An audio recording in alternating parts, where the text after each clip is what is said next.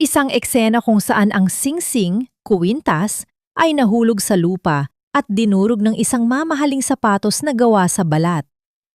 Walang pakialam na binitiwan ni Will ang masasakit na panlalait kay Mayang sa harap ng mga mausisang kapitbahay.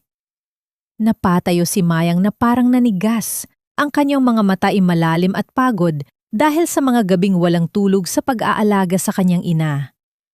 Hindi siya nagpaliwanag. Tahimik niyang tinanggap ang panghamak na parang isang nagkasala. Ito ba'y paghihiganti sa isang pag-ibig na matagal nang namatay o simula ng mas masakit na trahedya? Hindi mo kailanman karapat-dapat ang kahit katiting na pagtingin mula sa akin, lalo na ang pagmamahal. Ikaw at ang pamilya mo ay walang iba, kundi mga peste na nabubuhay sa pagnanakaw. Ang mga salitang iyon ay tumama sa dibdib ni Mayang na parang libu-libong karayom. Ang boses ni Will ay malamig, matigas at puno ng paghamak. Nakatayo siya sa gitna ng maliit at maalikabok na sala ng kanilang bahay. Ang kanyang mga mata ay naglalabas ng apoy ng galit habang nakatingin sa paligid. Sa kanyang paanan, nakalatag ang ilang pirasong damit at mga gamit na kinuha ni Josh, ang kuya ni Mayang, sa isang desperadong tangka na makapang-alap ng perang pambayad sa operasyon ng kanilang ina. Dahan-dahang napayuko si Mayang, ang kanyang mga kamay na magaspang dahil sa araw-araw na paglalaba at pagkayod para sa pamilya ay nanghinginig ng hindi niya mapigilan. Naramdaman niya ang init ng mga luha na nagbabadyang pumatak. Ngunit pinilit niyang lunukin ang pait sa kanyang lalamunan. Ang bawat tibok ng kanyang puso ay tila isang martilyong humahampas sa kanyang dibdib. Nagpapaalala sa kanya na sa kabila ng lahat ng pagsasakripisyo, heto siya. Hinuhusgahan at dinudusta ng taong minsan niyang pinangarap na makasama habang buhay. Tumingin si Mayang sa mga gamit na nakakalat sa sahig. Ang mga ito ay walang halaga kumpara sa buhay ng kanyang ina. Tila bumagal ang ikot ng mundo sa paligid niya. Ang amoy na alikabok, ang ingay ng mga kapitbahay na nagbubulungan sa labas at ang mabigat na presensya ni Will ay nagsanib-sanib sa isang bangungot na hindi niya magawang gisingan. Ang bawat paghinga niya ay masakit, parang hinihiwa ng hangin ang kanyang baga. Naramdaman niya ang panghinginig ng kanyang mga binti hanggang sa halos hindi na niya maramdaman ang sahig na kahoy sa ilalim ng kanyang mga paa. Bakit kailangang maging ganito kalupit ng tadhana? Kahit pa sabihin nilang mali ang ginawa ni Josh, hindi ba sapat ang pagdurusa nila sa araw-araw? Si nanay, na unti-unting nanghihina sa kama, ang tanging iniisip niya. Kung malalaman nito ang kahihiyang kinakaharap nila ngayon, baka hindi na nito kayanin. Ang pag-aalinlangan sa kanyang isipan ay pinalitan ng isang matinding katanungan na hindi niya kayang bigkasin ng malakas. Habang nakatayo roon, mag-isa sa gitna ng paghuhusga, napagtanto ni Mayang na ang mundo ay hindi nakikita ang kanilang pagod at sakripisyo. Ang nakikita lamang na iba ay ang kanilang kahirapan at ang mga pagkakamaling bunga ng kanilang desperasyon. Sa gitna ng katahimikang bumabalot sa silid, isang malalim at mapait na buntong hininga ang kumawala sa kanyang mga labi. Ano pa ang natitira sa akin kung pati ang akin dangal ay kinuha na ng mundong ito? Ang hangin sa loob ng maliit na bahay ay tila naging napakabigat at mahirap lunukin. Matapos ang mapait na pangungutya ni Will, iniwan niya ang lugar na iyon na parang isang basahan na wala ng halaga. Ngunit hindi pa tapos ang pasakit ni Mayang. Sa labas ng kanilang pinto, nakatayo ang kanyang tita Choleng, ang babaeng nakasuot ng makintab na alahas na tila pilit na sumisigaw ng yaman sa gitna ng kanilang karalitaan. Ano na naman ang ginawa ninyo, Mayang? Matinis na wika ni tita Choleng habang pinagmamasdan ang nagkakagulong mga gamit sa loob. Hindi ba't sinabi ko na sa inyo? Napakarami na ninyong utang sa akin, hindi lang pera, kundi pati na rin ang inyong dangal. Kung hindi dahil sa akin, baka sa kalsada na kayo nakatira. Naramdaman ni Mayang ang paninikip ng kanyang dibdib. Ang utang na loob na lagi nitong isinusumbat ay tila isang kadenang bakal na nakapulupot sa kanyang leeg. Naalala ni Mayang ang araw na halos mamatay ang kanyang ama. At si Tita Choleng ang nagbigay ng maliit na halaga para sa gamot. Ngunit kapalit nito ay ang paulit-ulit na pagyurak sa kanilang pagkatao. Bawat piraso ng pagkain, bawat sentimo ng tulong, ay may kalakip na interes na hindi matatawaran ng pera. Tita, pakiusap po. Hindi po namin gustong maging ganito. Mahinang sagot ni Mayang habang pilit na pinipigilan ang panginginig ng kanyang mga kamay. Nakayuko lamang siya. Ayaw makipagtagpo ng tingin sa babaeng itinuturing nilang kamag-anak, ngunit nagsisilbing anino ng kanilang kasawian. Desperado na ang kapatid mo, Mayang. Magnanakaw na siya. At sa huli, sino ang babalikan ng mga tao? Ako.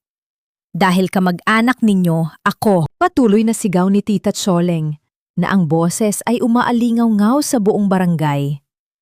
Alam ni Mayang na ginagawa lamang ito ng kanyang tiyahin upang ipahiya siya sa harap ng mga kapitbahay, isang estratehiya upang unti-unti nilang isuko ang maliit na lupang ipinamana ng kanyang ama. Sa sulok ng kanyang isipan, tila bumalik ang mga alaala ng masayang nakaraan noong buo pa ang kanilang pamilya at hindi pa sila sakal ng ganitong uri ng utang. Ngunit ang boses ni Tita Choleng ay muling humampas sa kanya, nanginghibabaw sa lahat ng ingay sa paligid. Ang babaeng ito ay parang isang linta, hinihigop ang huling pag-asa na natitira sa kanilang tahanan. Habang nakatayo roon, ramdam ni Mayang ang titig ng mga taong dumadaan sa kanilang harapan. Ang kahihiyang ito ay hindi lamang kay Josh, kundi sa kanilang buong pagkatao. At sa gitna ng lahat ng ito, hindi niya napansin na si Josh ay nakikinig pala sa likod ng pader. Ang kanyang mga kamao ay nakakuyom ng mahigpit at ang kanyang mga mata ay naglalabas ng isang mapanganib na desisyon. Ang pagtitiis ni Mayang ay may hangganan, ngunit para sa kanyang kuya, ang hangganan na iyon ay mukhang mas malapit na kaysa sa inaakala niya. Anong gagawin ko para matakasan ang kadenang ito kung ang mismong pamilyang dapat ay sandigan ang siyang nagtutulak sa amin sa hukay? Gabi na, ang tanging liwanag na nagmumula sa kanilang kusina ay ang mahinang kislap ng isang lumang bumbilya na tila anumang oras ay mamamatay na. Ang bawat pagtibok ng orasan sa dingding ay tila isang babala sa paparating na sakuna. Sa loob ng silid, nakahiga si nanay. Ang kanyang paghinga ay mababaw at paos, isang tunog na humihiwa sa katahimikan ng gabi at nagpapaalala kay Josh na ang oras ay nauubos na. Hindi na makapag-isip ng matino si Josh. Ang imahe ng kanyang ina na unti-unting kumukupas ang lakas at ang boses ni Tita Choleng na paulit-ulit na humahamak sa kanila ay nagsanib sa kanyang isipan. Sa kanyang mga mata, ang tanging paraan upang matakasan ang impyerno ito ay ang makuha ang perang pambayad sa operasyon, kahit sa paraang hindi nararapat. Dahan-dahan siyang lumabas ng bahay, ang bawat hakbang niya sa sahig na kahoy ay lumilikha ng bahagyang pag-ugong na sinikap niyang pigilan. Ramdam niya ang lamig ng hangin sa gabi na humahalik sa kanyang balat. Ngunit ang init ng pot at desperasyon sa kanyang dibdib ay mas matindi. Ang destinasyon niya? Ang mansyon ni Will. Maniniwala siya na sa dami ng yaman nito, ang isang maliit na bagay na kinuha niya ay hindi magiging hadlang sa karangyaan ng lalaki. Ngunit para sa kanyang pamilya, ito na ang huling kapitol ng pag-asa. Nang makarating sa likurang bahagi ng mansyon, ang dilim ay nagsilbing tabing sa kanyang mga kilos. Nakita niya ang isang bukas na bintana sa study room. Gamit ang lakas na nanggaling sa matinding pangangailangan, pinilit niyang pumasok. Ang bawat paggalaw niya ay maingat. Ang kanyang pandama ay nakatuon sa bawat kaluskos. Sa ibabaw ng mesa, nakita niya ang isang maliit na kahon. Nang buksan niya ito, ang kumukutitap na liwanag ng isang mamahaling kuwintas ang tumambad sa kanya, ang dahilan ng lahat ng gulo. Ngunit bago pa man niya ito mailagay sa kanyang bulsa, isang mabigat na kamay ang humawak sa kanyang balikat. Ang presensya ng isang tao sa likod niya ay sapat na upang magpalamig ng kanyang dugo. Akala ko ba ay may dignidad ang pamilya ninyo, Josh? Ang boses ni Will ay bumulong, mababa ngunit puno ng pagbabanta habang unti-unting bumubukas ang ilo ng silid. Natigilan si Josh. Ang kanyang buong katawan ay nanigas. Ang kwintas ay nalaglag mula sa kanyang nanginginig na mga daliri patungo sa makapal na alpombra. Hindi siya makagalaw, hindi makapagsalita. Ang tanging naririnig niya ay ang mabilis na tibok ng kanyang sariling puso na tila gustong kumawala sa kanyang dibdib. Sa harapan niya, nakatayo si Will. Ang mga mata nito ay hindi nagpapakita ng awa, kundi ng isang malalim na pagkadismaya at galit na hindi niya kayang ipaliwanag. Sa isang iglap, ang pintuan ng silid ay bumukas ng marahas. Ang mga anino ng mga pulis na tinawag ni Will ay mabilis na pumasok. Hindi na kinailangan ng mga salita. Ang kamalian na ginawa ni Josh na itinuring niyang solusyon ay naging mitsa ng kanyang sariling pagbagsak. Habang pinupusasan siya, ang tanging naisip ni Josh ay ang mukha ni Mayang. Paano niya sasabihin sa kapatid na ang kanyang tangkang pagliligtas ay siyang naging dahilan ng tuluyang pagkakadurog ng kanilang pamilya? Nasa loob ng malamig at madilim na silid ng presinto si Mayang. Ang amoy ng lumang semento at disinfektante ay humahalo sa kanyang paghinga. Nagpapaalala sa kanya na ang lugar na ito ay hindi para sa mga taong tulad nila. Sa harap niya, nakaupo si Will sa isang marangyang upuan. Ang kanyang anyo ay tila isang pader na hindi kayang tibagin. Sa likuran ni Will, naririnig ang boses ni Josh na humihingi ng tawad. Ngunit ang boses na iyon ay unti-unting nalulunod sa ingay ng mabibigat na yabag ng mga pulis. Hindi ko akalain na aabot sa ganito, Mayang. Simula ni Will, ang kanyang mga mata ay hindi nakatingin sa kapatid ng dalaga, kundi direkta sa mga mata ni Mayang. Akala ko ba ay nagbago na kayo? Ang kapal ng mukha ninyong pumasok sa teritoryo ko pagkatapos ng lahat ng ginawa ninyo sa akin noon. Ang mga salitang yon ay parang mga latay ng latigo na humahampas sa nakaraan ni Mayang. Taon na ang nakalilipas. Sila ni Will ay nagkaroon ng isang pangako. Isang pangakong nabasag dahil sa mga maling akala at mga lihim na hindi na ipaliwanag. Ang pagtingin ni Will sa kanya ngayon ay hindi na puno ng lambing, kundi puno ng isang uri ng pagkapuot na bunga ng matagal na panahong pagtitimpi. Hindi niya ginusto yon, Will. Pabulong na sagot ni Mayang. Ang kanyang boses ay garalgal. Pilit na pinipigilan ang pag-iyak sa harap ng lalaking minsan ay naging mundo niya. Naghihingalo si nanay. Wala na kaming matakbuhan. Utang na loob, pakinggan mo ako. Utang na loob? Tumawa ng mapakla si Will, isang tunog na walang bakas ng kagalakan. Iyan ang salitang ginagamit ninyo para makapang-abuso ng ibang tao. Nagsinungaling ka sa akin noon, Mayang. At ngayon, heto ang kapatid mo, ninanakawan ako sa sarili kong tahanan. Siguro nga, ang pagiging mahirap ay hindi lang sa bulsa, kundi nasa sistema na ninyo. Ang bawat salita ni Will ay isang kutsilyong unti-unting humahati sa puso ni Mayang. Gusto niyang sumigaw. Gusto niyang ipagtanggol ang kanilang dangal. Ngunit ang bigat ng katotohanan na ang kanyang kapatid ay nahuli sa akto ang nagpapatigil sa kanyang dila. Tumingin si Mayang sa mga kamay ni Josh na nakaposas at ang sakit na nararamdaman niya ay higit pa sa anumang pisikal na sugat.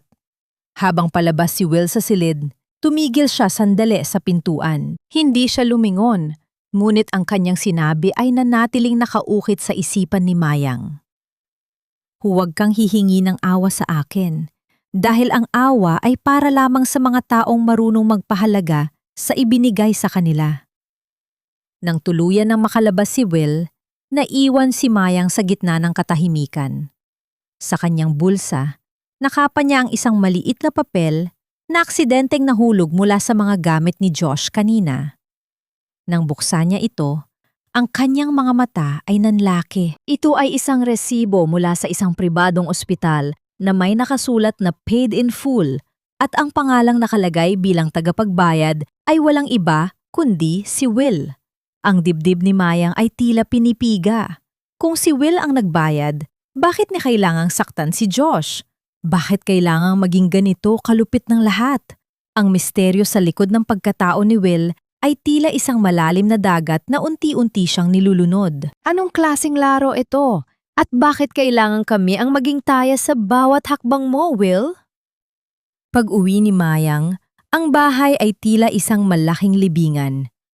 Ang tanging naririnig ay ang mahinang pag-ubo ni nanay mula sa silid at ang pag-ugong ng mga kuliglig sa labas. Hindi mapakali si Mayang. Ang resibong hawak niya ay parang naglalagablab sa kanyang palad. Bakit nagbayad si Will? At bakit kailangang ikulong si Josh sa kabila ng kabutihang yun? Sa gitna ng kanyang pag-iisip, biglang tumunog ang kanyang lumang cellphone. Isang text message mula sa isang hindi kilalang numero. Ang kuya mo ay hindi magnanakaw. Pinaglaruan siya ni Tita Choleng. Napasinghap si Mayang.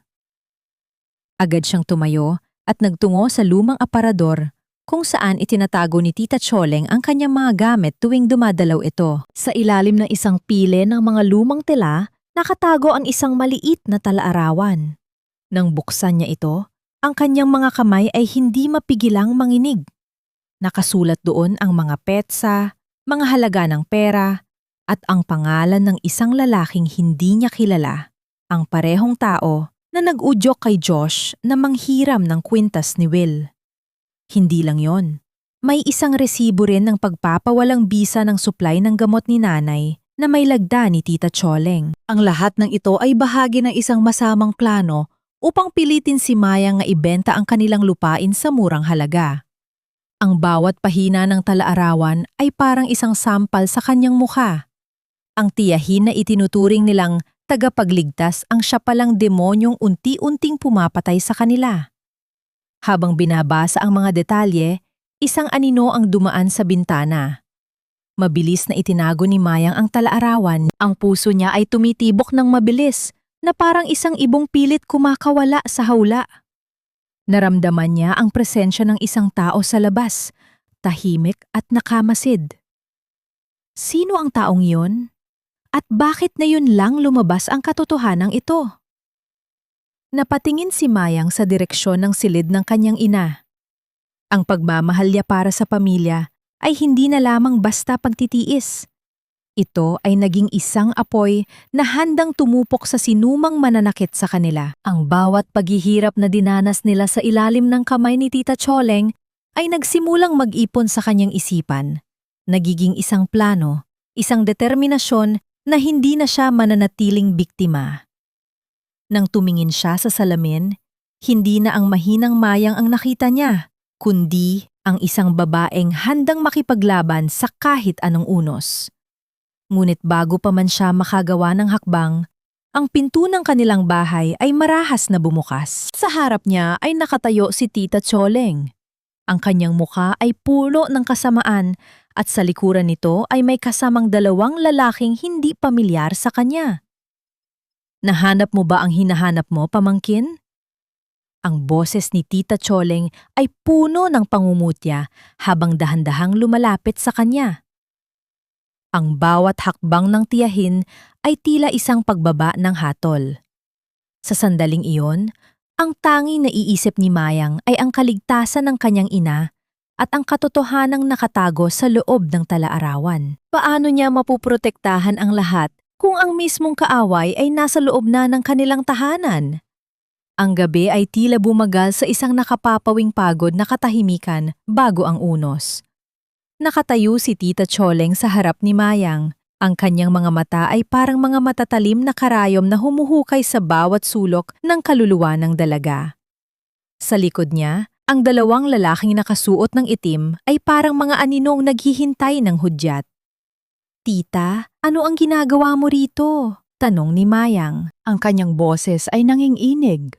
Ngunit hindi dahil sa takot, kundi dahil sa galit na nag-aapoy sa kanyang dibdib. Hawak pa rin niya ang talaarawan. Nakatago sa likod ng kanyang likod, isang sandatang pilit niyang pinanghahawakan. Huwag kang magmalinis, Mayang. Tumawa ng mahina si Tita Choleng. Isang tunog na walang bahid ng pagmamahal. Matagal na kitang pinagmamasdan. Akala mo ba ay hindi ko alam na naghahalukay ka sa gamit ko? Napakatanga mo talaga. Katulad ng iyong ama, biglang humakbang si Tita Choleng at marahas na hinablot ang braso ni Mayang. Sa isang iglap, bumagsak ang talaarawan sa sahig. Ang mga pahinang naglalaman ng katotohanan ay nagkalat sa maruming sahig ng kanilang sala. Naramdaman ni Mayang ang hapdi sa kanyang braso. Ngunit mas masakit ang makitang ang tanging ebidensya na hawak nila ay nasa paanan na ng babaeng sumira sa kanilang buhay. Akala mo ba ay mananalo ka sa katotohanan? Pagpapatuloy ni Tita Chuleng habang dahan-dahang pinupulot ang talaarawan.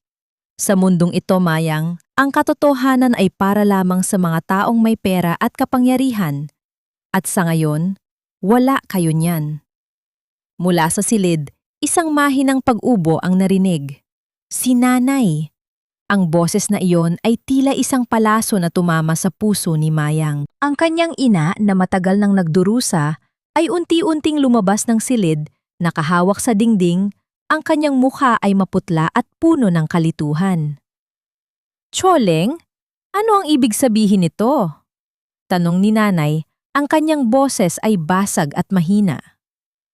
Ate, ang anak mo ay nagmamarunong.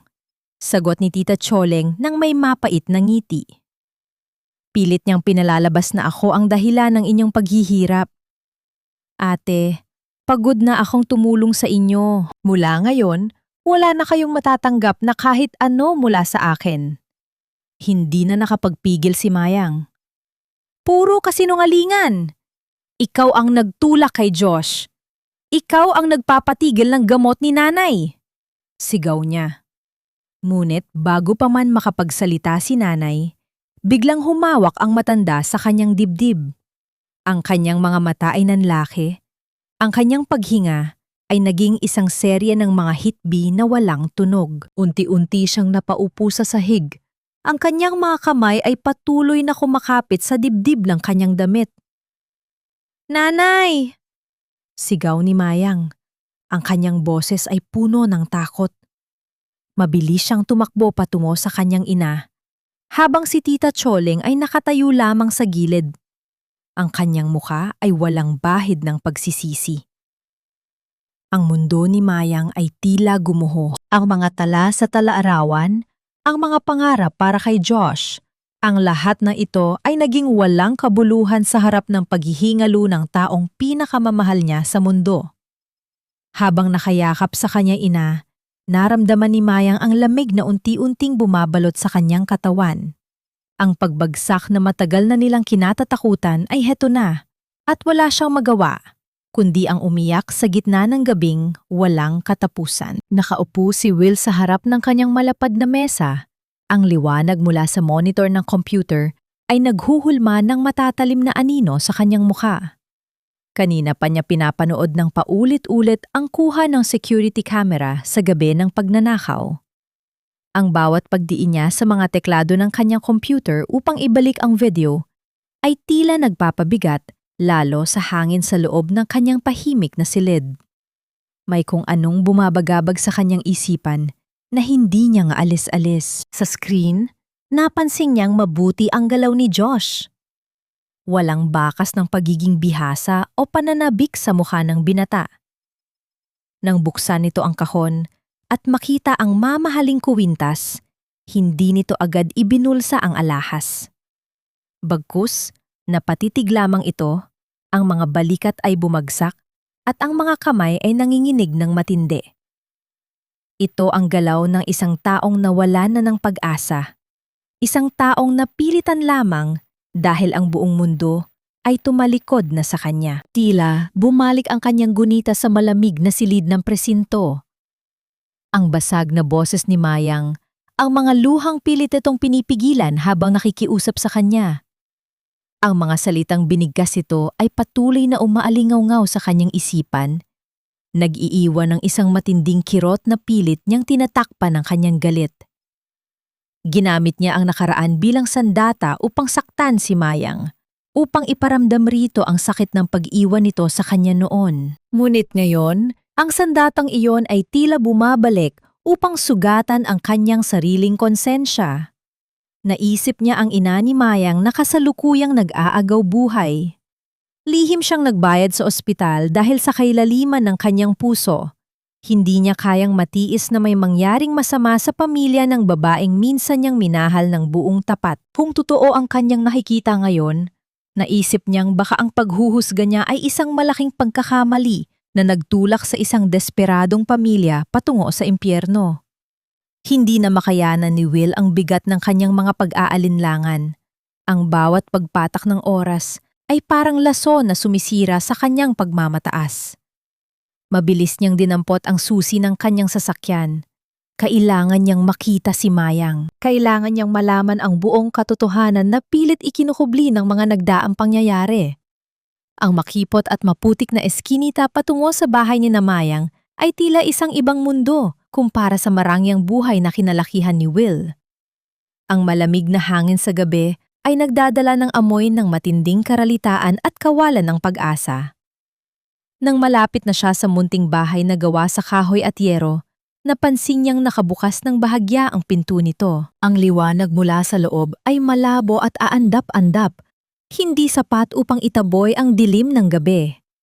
Bago pa man siya makahakbang papasok, isang nakadudurog-pusong panaghoy ang pumunit sa katahimikan ng paligid. Ang boses na iyon ay pagmamay-ari ni Mayang, isang iyak na walang halong pagkukunyari, kundi purong pighati at kawalan ng magagawa. Dahan-dahang itinulak ni Will ang pinto at ang eksenang bumulaga sa kanyang paningin ay tuluyang nagpabagsak sa kanyang natitirang galit. Nakaluhod si Mayang sa malamig na sahig. Mahigpit na yakap-yakap ang walang malay na katawan ng kanyang ina. Sa paligid nila ay nagkalat ang mga punit-punit na papel na tila mga pangarap na pinulbos ng tadhana. Walang ibang tao sa loob. Mag-isa si Mayang na lumalaban sa kamatayan ng kanyang ina sa gitna ng matinding kahirapan. Habang si Will ay nakatayo roon, biglang napangtanto na siya. Ay naging bahagi ng mundong dumurog sa babaeng ito. Hindi na nag-isip pa si Will. Ang pader ng galit at pagmamataas na matagal niyang itinayo ay gumuho sa isang iglap nang makita ang matinding kahinaan ni Mayang. Mabilis siyang humakbang papasok sa maliit na bahay, binalewala ang alikabok at ang masikip na espasyo at agad na lumuhod sa tabi ng magina. Walang anumang mapanumbat na salitang namutawi sa kanyang mga labi. Tanging ang mabilis at maingat na pagbuhat niya sa walang malay na ina ni Mayang ang naging tugon niya sa mapait na sitwasyon. Sa kotse, Mayang! Bilis! Ang mariin ngunit mahinahong utos ni Will. Wala nang lakas si Mayang upang magtanong o tanggihan ang tulong na inaalok ng lalaking kamakailan lamang ay nanduro sa kanyang pagkatao.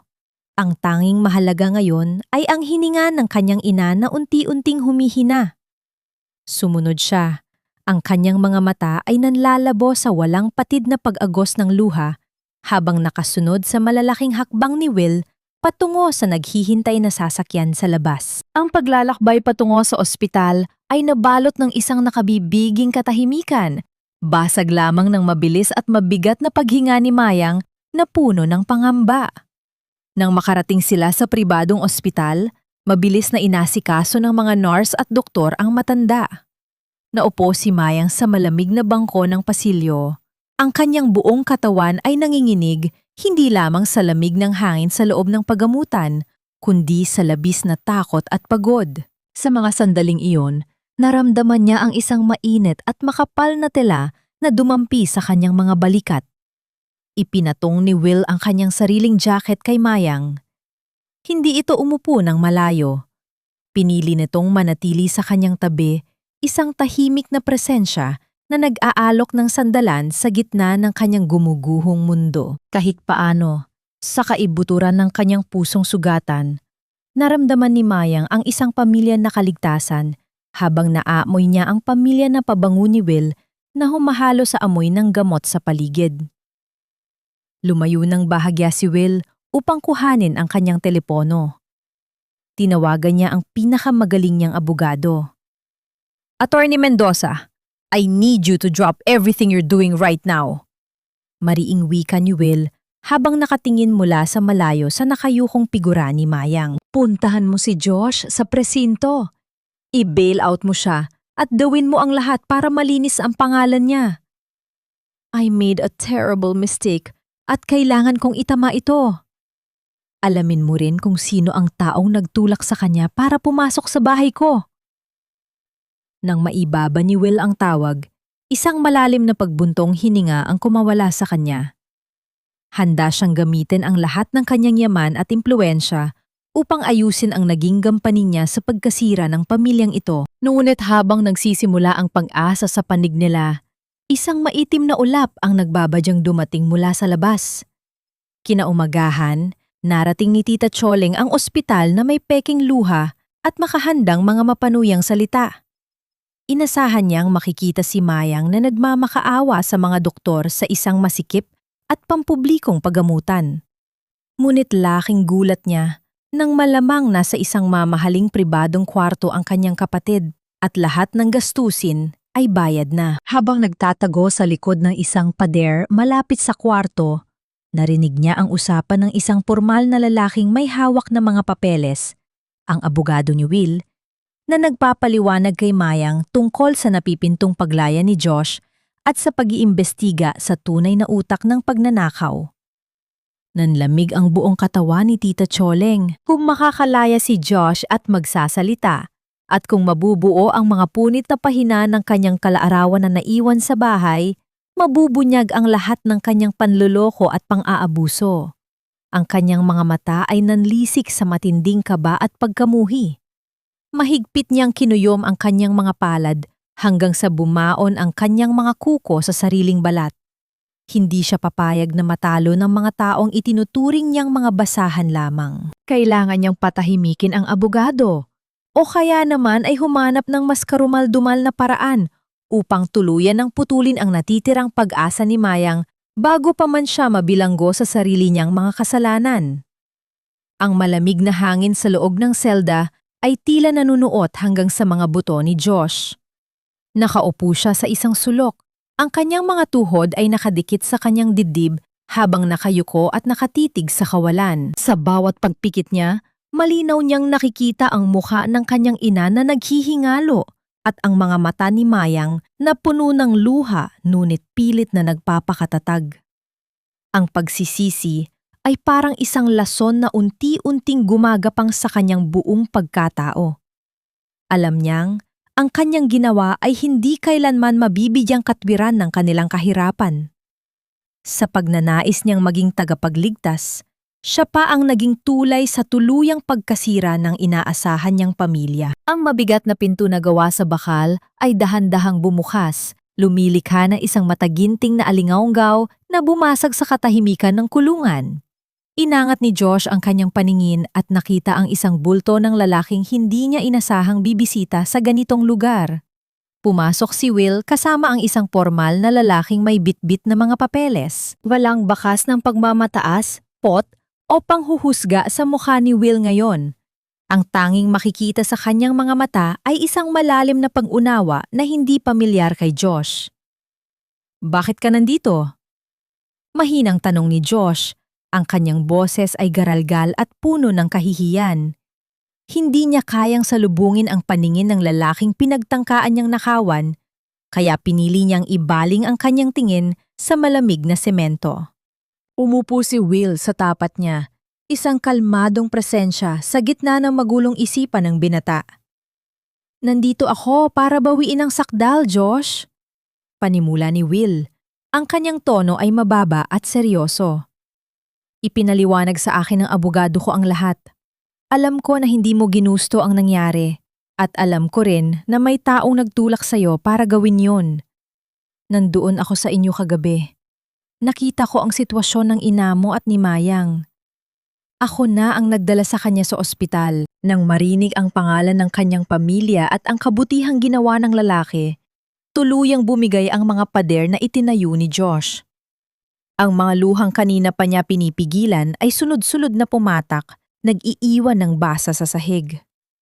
Patawarin mo ako, Will. Sobrang desperado na ako. Nakita kong nahihirapan si nanay at si Mayang. Siya na lang ang umaako ng lahat ng bigat. Nabulag ako sa pangakong tulong ng taong nag-utos sa akin. Hindi ko inisip ang magiging kapalit. Ang unang hakbang para maitama ang pagkakamali ay ang pag-amin dito. Wika ni Will habang inilalapag ang mga papeles sa mesa. Bukas, lalabas ka na rito. Ngunit kailangan mong mangako sa akin at sa kapatid mo na hindi ka na kailanman magpapadala sa desperasyon. Tutulungan ko kayong makabangon. Pero kailangan mong harapin ang taong nagmanipula sa inyo at bawiin ang inyong dangal. Tumango si Josh. Ang kanyang pag-asa ay muling nabuhay mula sa mga abo ng kanyang pagkakamali. Sa unang pagkakataon, naramdaman niyang may liwanag sa dulo ng madilim na kabanatang ito ng kanilang buhay. Samantala, habang unti-unting nagkakaayos ang mga bagay para kina Will at Josh, isang maitim na anino ang palihim na gumagapang pabalik sa bahay ni Mayang. Ang paligid ay nababalot ng matinding katahimikan dahil nasa paggamutan pa rin ang mag-ina. Gamit ang isang kalawanging susi na matagal na niyang itinago, binuksan ni Tita Choleng ang pinto ng maliit na bahay. Ang kanyang mga mata ay naghahanap sa dilim, nakatuon sa iisang layunin, ang mahanap ang mga punit-punit na pahina ng kanyang talaarawan na naglalaman ng kanyang mga kasalanan.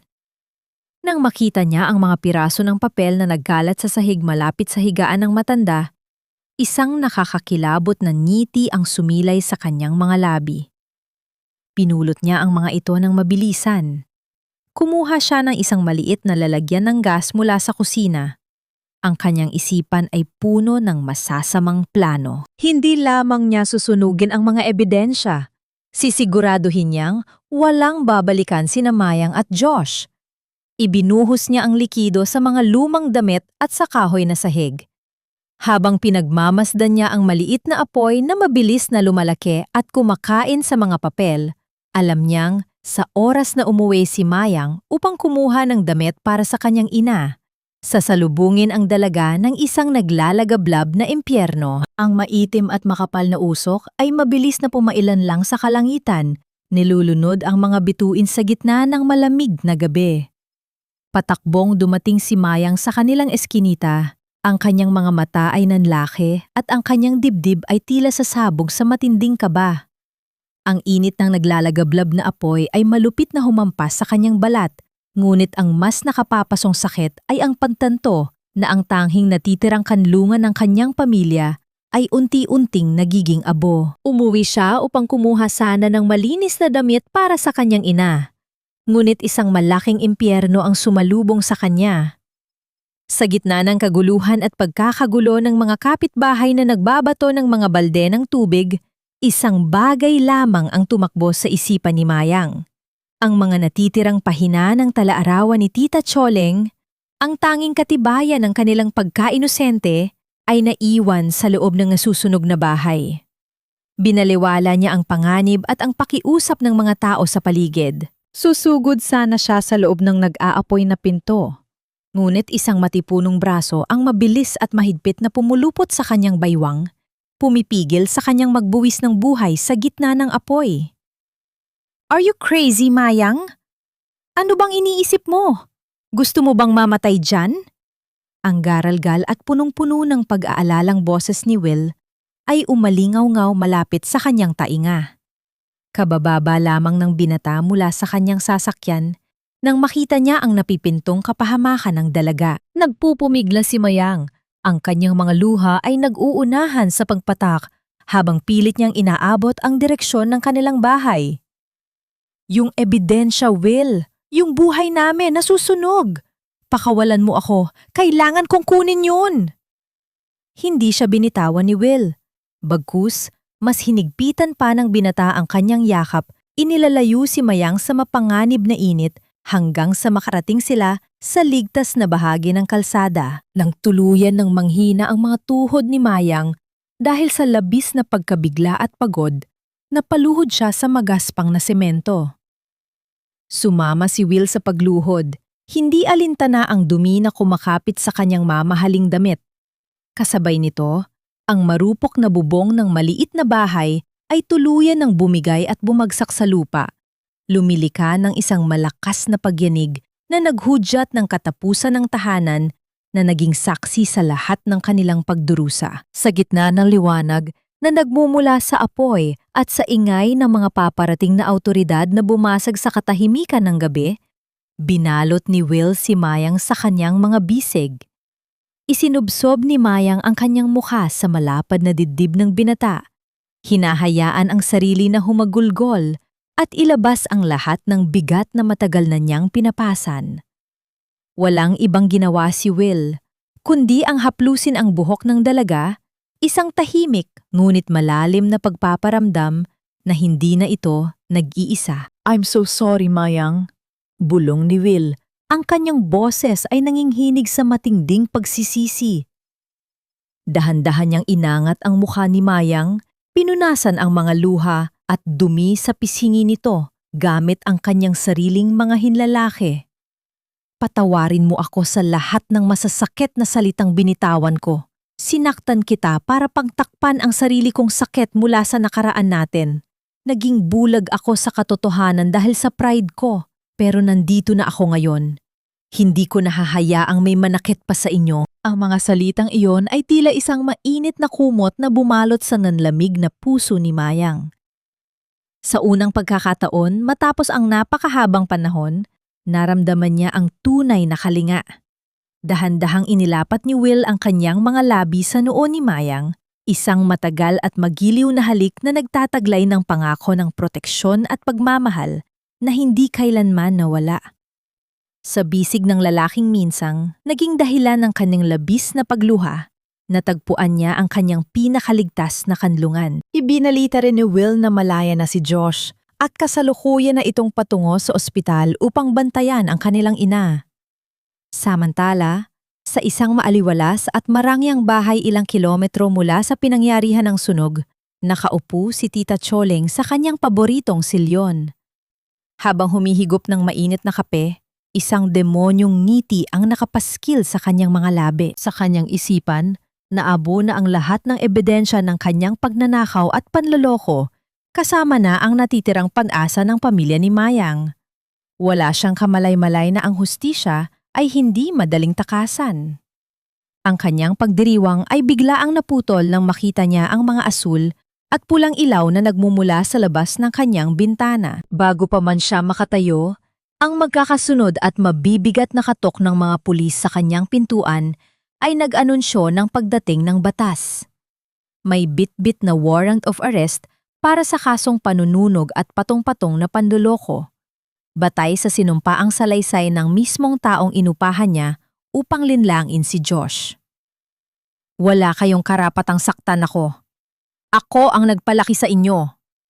Ako ang nagpakain sa inyo noong mga panahong wala kayong malapitan. Ang matinis at nakaririnding boses ni Tita Choleng ay umalingaw-ngaw sa loob ng malamig na silid ng presinto. Nakatayo siya roon. Ang kanyang mga alahas ay tila nawalan na ng kislap sa ilalim ng maputlang liwanag ng bumbilya. Ang kanyang mukha ay pulang-pula sa galit at ang kanyang mga mata ay nanlilisik habang nakatingin kay Mayang at Josh na nakatayo sa tapat niya. Kahit sa harap ng mga awtoridad, hindi pa rin niya magawang itikom ang kanyang bibig. Pilit pa rin ginagamit ang gaslighting na naging sandata niya sa loob ng maraming taon. Tita, tama na. Mahinahon, ngunit mariing sagot ni Mayang. Ang kanyang tinig ay wala ng bakas ng takot o pag-aalinlangan. Nakatayo siya sa tabi ni Will, na ang kamay ay protektadong nakapatong sa kanyang balikat. Ang apoy na itinanim mo sa bahay namin, ang siyang tutupok sa lahat ng kasinungalingan mo. Akala mo ba ay hindi magsasalita si Mang Domeng? Ang taong inutusan mong linlangin si Josh ay umamin na sa lahat kapalit ng kanyang kaligtasan.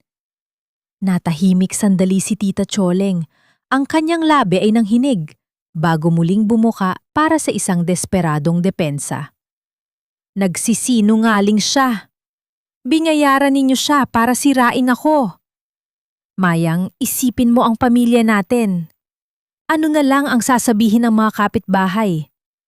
Ang hiya na ibibigay mo sa akin ay babalik din sa inyo. Ngunit ang mga salitang iyon ay tila mga tuyong dahon na lamang na tinatangay ng hangin. Lumapit si Josh, na ngayon ay malaya na at malinis na ang anyo. Ang kanyang mga mata ay puno ng lungkot, ngunit may kasamang determinasyon. Ang tunay na hiya, tita, ay ang pagnanakaw sa sariling kamag-anak at ang pagtatangkang pumatay para lamang sa lupa. Hindi kami ang sumira sa pamilya, kundi ang kasakiman mo. Sa isang sulok, ang abogado ni Will ay dahan-dahang inilapag ang mga papeles sa mesa ng investigador. Ang bawat paglapag ng papel ay lumilika ng isang mahinang tunog na tila bawat isa ay isang pako sa kabaong ng kalayaan ni Tita Choleng. Ang mga ebidensya ng wad na pirma sa mga dokumento ng lupa, ang mga resibo ng gamot na sadyang hindi ibinigay at ang testimonya ng mga saksi sa gabi ng sunog ay hindi na maikakaila. Nang marinig ang hatol ng investigador na itutuloy ang kasong arson at multiple counts of fraud, biglang gumuho ang anyo ni Tita Choleng. Napalhod siya sa malamig na semento, ang kanyang mga kamay ay nakakuyom habang nagsisumulang humagulgol, hindi dahil sa pagsisisi, kundi dahil sa pagkatalo. Ang bawat hitbing niya ay puno ng pait, isang tunog na nagpapaalala sa lahat ng naroon na ang hustisya ay hindi kailanman natutulog, lalo na para sa mga taong inaapi. Habang inilalabas si Tita Choleng mula sa silid, naramdaman ni Mayang ang isang malalim na paghinga na tila ngayon lamang niya nagawa sa loob ng maraming taon. Ang bigat na nakadagan sa kanyang dibdib ay unt-unting naglalaho. Tumingin siya kay Josh na tumanggo sa kanya ng may matamis na ngiti at pagkatapos ay kay Will. Tapos na, Mayang. Wala na ang aninong humahabol sa inyo. Bulong ni Will habang hinahawakan ng mahigpit ang kanyang kamay. Naramdaman ni Mayang ang init ng palad ni Will. Isang pakiramdam na nagpapatotoo na ang katarungan ay hindi lamang tungkol sa pagpaparusa sa masama, kundi tungkol sa pagbibigay ng pagkakataon sa mga mabubuti na magsimulang muli. Sa labas ng presinto, ang araw ay nagsisimulang sumikat. Ang ginto at kulay rosas na liwanag nito ay dahan-dahang kumakalat sa abot tanaw, nagbabadya ng isang bagong umaga na wala ng takot at puno ng pag-asa. Ang unang liwanag ng umaga ay hindi na nagdadala ng anino ng sunog o ng lamig ng selda. Ito ay isang malambot, maaraw na sinag na dahan-dahang sumisilip sa bintana ng pribadong silid-tulugan ni nanay sa ospital. Ang atmosfera ay hindi na puno ng pag-aalala at desperasyon. Sa halip, may isang payapang katahimikan na nagpapahintulot sa paghilom ng mga kaluluwa. Nakangiti si nanay. Ang kanyang mga pisingi ay may bahagyang kulay na. At ang kanyang mga mata ay nakapokus kay Josh na nakaupo sa tabi ng kanyang kama, hindi pa rin makapaniwala sa kanyang kalayaan. Si Josh, na ngayon ay mas payat, ngunit mas matatag ang tindig, ay tahimik na nag-aalok ng isang baso ng tubig sa kanyang ina. Wala na ang pilit na tapang. Napalitan ito ng isang malalim na pagpapakumbaba. Anak, mahinang sabi ni nanay. Ang kanyang boses ay mahina, ngunit may diin. Huwag mong isipin na ang kasalanan mo ay hindi mapapatawad. Ang pagpapakumbaba mo ngayon, ang pag-amin mo, yan ang pinakamahalagang gamot na ibinigay mo sa akin. Higit pa yan sa anumang mamahaling operasyon. Lumapit si Mayang. Ang kanyang mukha ay lumiwanag sa isang ngiti na matagal lang hindi nakikita ni nanay. Sa pagkakataong ito, hindi na siya ang babaeng nanginginig sa takot, kundi ang babaeng nakahanap ng lakas sa gitna ng pagsubok. Ang tanging bagay na nagpapabigat sa kanyang kalooban ay ang pagkawala ng kanilang bahay. Ngunit kahit iyon ay may kaagapay na pag-asa. Huwag kang mag-alala, Nay. Mayroon na tayong bagong simula. Sabi ni Mayang, ang kanyang mga mata ay nagbigay ng isang matalim na sulyap kay Will na nakatayo sa may pintuan, kalmado at tila naghihintay. Sa wakas, matapos ang lahat, Nakita ni Mayang ang lalaking hindi lamang handang magbigay ng materyal na tulong, kundi ng pag-ibig na walang kondisyon. Ang pag-ibig na mas matimbang pa sa anumang galit na dulot ng nakaraan. Lumapit si Will sa kanila. Ang kanyang ngiti ay tunay at nagpapakita ng kaligayahan na hindi na niya kailangang itago. Ang lahat ng ebidensya ay nasa mga awtoridad na. Wala nang magiging hadlang sa inyo, lalo na sa lupa ninyo. Nahanap na ang tunay na nagpasimula ng lahat at ang katarungan ay naibigay na. Sabi ni Will, ang kanyang tingin ay hindi maalis kay Mayang. Humingi ng permiso si Will kay nanay upang kausapin saglit si Mayang sa labas ng kwarto. Sa pasilyo, sa harap ng malaking bintana kung saan masisilayan ang papalabas na araw, muli silang nagharap. Mayang, pabulong na tawag ni Will. Alam kong mabigat pa rin ang lahat. Ngunit gusto kong malaman mo na kahit pa anong mangyari, kahit pa anong pagkakamali ang gawin natin, ang aking pagmamahal para sa iyo ay hindi nagbago. Lalo pa itong lumalim dahil sa pagkakita ko sa kung gaano ka katatag. Hinawakan ni Mayang ang kamay ni Will. Ang kanyang mga palad ay hindi na nanginginig. Isang matamis na luha ang pumatak, ngunit hindi ito luha ng sakit, kundi ng pagkilala at pagtanggap. Salamat, Will. Salamat sa pagpapakita sa akin na ang tunay na pag-ibig ay hindi naghuhusga, kundi nagpapatibay. Sa sandaling iyon, ang dalawang puso na matagal nang naghiwalay dahil sa pagmamalaki at maling akala ay muling nagtagpo. Hindi na sila nag-usap tungkol sa nakaraan o sa mga ari-arian. Tanging ang kanilang mga mata ang nag-uusap, nagpapalitan ng pangako ng pagtitiwala at pag-asa. Ang halik na ibinigay ni Will ay hindi na isang pagpapakita ng pagnanasa, kundi isang selyo ng pagpapatawad at pag-ibig na tunay na humihilom. Handa ka na bang magsimula muli, Mayang? Tanong ni Will. Hindi na sumagot si Mayang ang salita. Sa halip, ipinikit niya ang kanyang mga mata at hinayaang idikit ni Will ang kanyang sentido sa sentido niya, na tila gusto nitong ipasa ang lahat ng lakas na mayroon siya sa babaeng kanyang minamahal. Ang kislap ng umaga na tumatago sa bintana ay tila nagliliwanag sa kanilang pagtatagpo, isang imahe ng dalawang kaluluwang natagpuan ang kanilang pag-asa sa isa't isa.